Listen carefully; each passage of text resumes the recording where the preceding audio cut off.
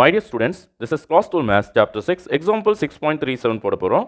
பாருங்க, find the coordinate of the perpendicular drawn from the point minus 1, 2 and 3. அதாவது point எப்போ கண்டுபிடிக்க சொல்கிறாங்க. அடுத்து டு தி ஸ்ட்ரெயிட் லைன், அதாவது இந்த லைன் வந்து ஹாரிஜான்டல் லைன், இந்த லைனுக்கான ஈக்குவேஷன் தான் இது, இந்த க்ரீன் லைனுக்கான equation. Okay, also find the shortest distance between them. அப்போ நம்ம ரெண்டு விஷயம் கண்டுபிடிக்கணும். ஃபஸ்ட்டு பாயிண்ட் எப்பு என்னான்னு கண்டுபிடிக்கணும், அப்புறம் இந்த டிஸ்டன்ஸ் என்னான்னு கண்டுபிடிக்கணும். அதாவது டிக்கும் எப்புக்குமான டிஸ்டன்ஸ் என்னான்னு கண்டுபிடிக்கணும். ஸோ சம்ம ப்ரொசீட் பண்ணிக்கலாம். பாருங்கள், இதே ஈக்குவேஷனை நான் கார்ட்டீசியன் ஃபார்மில் எழுதி வச்சுருக்கேன். அதாவது நம்ம வெக்டார் ஃபார்மில் இருக்கிறத கார்ட்டீசியன் ஃபார்மில் எழுதிட்டோம்னா இன்னும் கொஞ்சம் ஈஸி ஆகிடும் அந்த சம்மு. So equal to some parameter, some எஸ்ன்னு எடுத்துக்கிறேன். அப்போது எக்ஸ் ஈக்குவல் டு, இந்த இடத்துல நல்லா கவனிங்க, இவங்க ரெண்டு பேரையும் நான் கம்பேர் பண்ணால் x minus 1/2 equal to s போட்டால் x equal to 2 into s multiply ஆகிக்கும். -1 அந்தாட்டு எடுத்துகிட்டு போனால் +1 ஆகிடும். அதாவது x equal to 2s + 1. Okay, அடுத்து y + 4/3 நான் எஸ்ஸுக்கு கம்பேர் பண்ணால் y இஸ் ஈக்குவல் டு 3 போயிட்டு அங்கே மல்டிப்ளை ஆகிக்கும் 3s, இந்த +4 அந்தாட்டு எடுத்துகிட்டு போனால் -4. அப்போ 3s - 4. z is equal to, அதாவது z - 3/1 ஈக்குவல் டு எஸ் போட்டால் 1 இன்ட்டு எஸ் எஸ், -3 அந்தாட்டு போனால் +3, அதாவது 1s + 3 அல்லது s + 3. ஓகேவா? இப்போ ஆல் பாயிண்ட்ஸ், இந்த லைன் மேலே இருக்கிற ஆல் பாயிண்ட்ஸ், இன்னொரு பேர் கூட இங்கே ஒரு பாயிண்ட் எடுத்து FE அப்படின்னு எடுத்துக்கலாம். All points on FE line எப்படி இருக்கும் பாருங்கள். எக்ஸுக்கான வேல்யூ 2s + 1, ஒய்க்கான வேல்யூ 3s - 4, ஜட்டுக்கான value s + 3. So many number of points இது போல் வரும். அதாவது எஸ்ஸுக்கு நம்ம மாற்றி மாற்றி வேல்யூ கொடுக்கும்போது மெனி மில்லியன் பாயிண்ட்ஸு, அதாவது மெனி நம்பர் ஆஃப் பாயிண்ட்ஸ் நம்ம எழுதலாம் இது போல். ஸோ எல்லா பாயிண்ட்டையும் ஜெனரலாக நாம் இந்த மாதிரி எழுதிக்கலாம். ஓகேவா? ஸோ நான் எஃப்ன்ற பாயிண்ட்டை எப்படி பேர் கொடுத்துக்கிறேன், எப்பவும் அதில் ஒன்று வருது இல்லையா? ஸோ எஃப்ன்ற பாயிண்ட்டை நான் இந்த மாதிரி பேர் கொடுத்துக்கிறேன். 2s + 1, 3s - 4, s + 3. ஸோ எப்புங்கிற பாயிண்ட்டை ஜென்ரலாக இந்த மாதிரி நான் எழுதிக்கிறேன். ஓகேவா? இப்போ டி அப்படிங்கிற பாயிண்ட் என்ன பாருங்கள், -1, 2, 3. ஓகே, ஸோ இப்போ இதை வெக்டார் ஃபார்மில் எழுதும்போது சப்போஸ் நான் ஓடி வெக்டார் அப்படின்னு எழுதிக்கிறேன். ஈக்குவல் டு பாருங்கள், 3 கம்போனன்ட்ஸ் இருக்கா, -i + 2j + 3k. ஓகேவா? இதையும் நான் வெக்டார் ஃபார்மில் எழுதும்போது OF vector equal to 2s + 1i + 3s - 4j + s + 3k. ஓகேவா?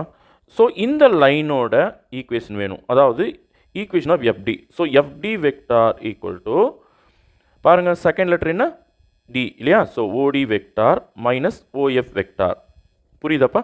So FD vector equal to OD vector அப்படியே கழிச்சிருங்க.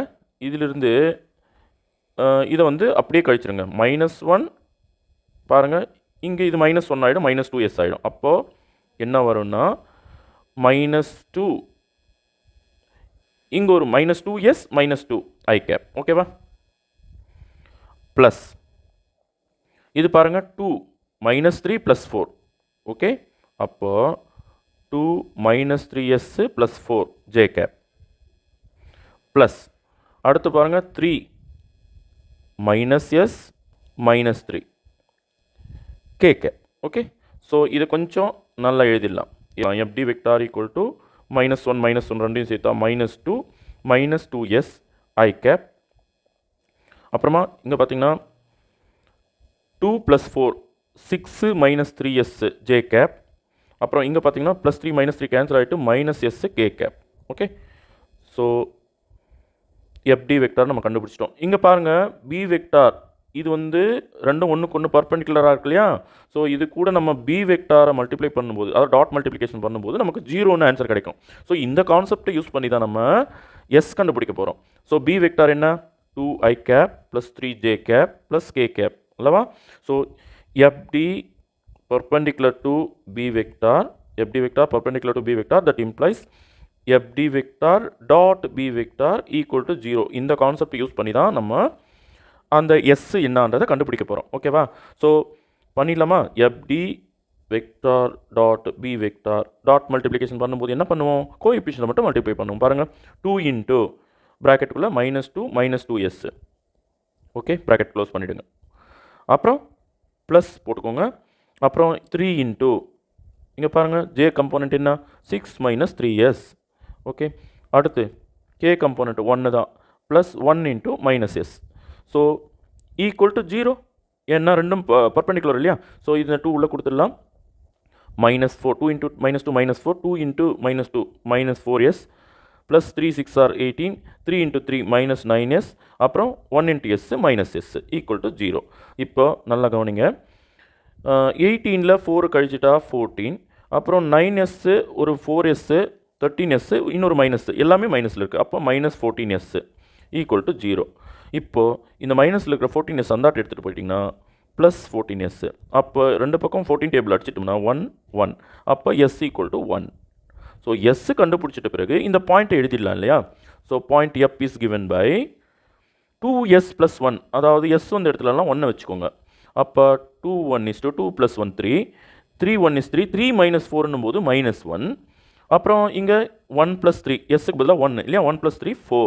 ஸோ அந்த எப்புங்கிற பாயிண்ட் என்னன்னு பார்த்தீங்கன்னா 3 - 1 4. ஸோ இப்போ ஒரு ஆன்சரை நம்ம கண்டுபிடிச்சிட்டோம். ரெண்டாவது ஆன்சர் என்ன கேட்டுக்கிறாங்கன்னா அந்த டிஸ்டன்ஸ் எவ்வளோ, டிஎஃப் எவ்வளோ. So DF distance formula use பண்ணிடலாமா, equal to x1 - x2 whole square. இங்கே டியும் எழுதிக்கிறேன், அப்போ தான் கொஞ்சம் ஈஸியாக இருக்கும். ஓகே, ஏதாவது ஒன்று x1 y1 z1ன்னு எழுதிக்கலாம், ஏதாவது ஒன்று x2 y2 z2 அப்படின்னு எழுதிக்கலாம். ஸோ x2 - x1 பாருங்கள், -1 - 3 whole square, plus 2 minus of -1 + 1 ஆகிடும் whole square, 3 - 4 -1 whole square. Okay, so இங்கே வந்து -4 ஸ்கொயர், இங்கே வந்து 3 ஸ்கொயர், இங்கே வந்து -1 ஸ்கொயர் 1ன்னே போட்டுக்கலாம். ஓகேவா, அடுத்த ஸ்டெப்பில் 4 ஸ்கொயர் 16, 3 ஸ்கொயர் 9, 1 அப்படி போட்டுக்கோங்க. அப்போது 9 + 1 10, 10 + 16 26, √26. அப்போது டிஸ்டன்ஸ் டிஎஃப் எவ்வளோ, distance between 2 points df equal to √26 units. Okay, so ரெண்டு ஆன்சரும் நம்ம கண்டுபிடிச்சிடும். Thank you students.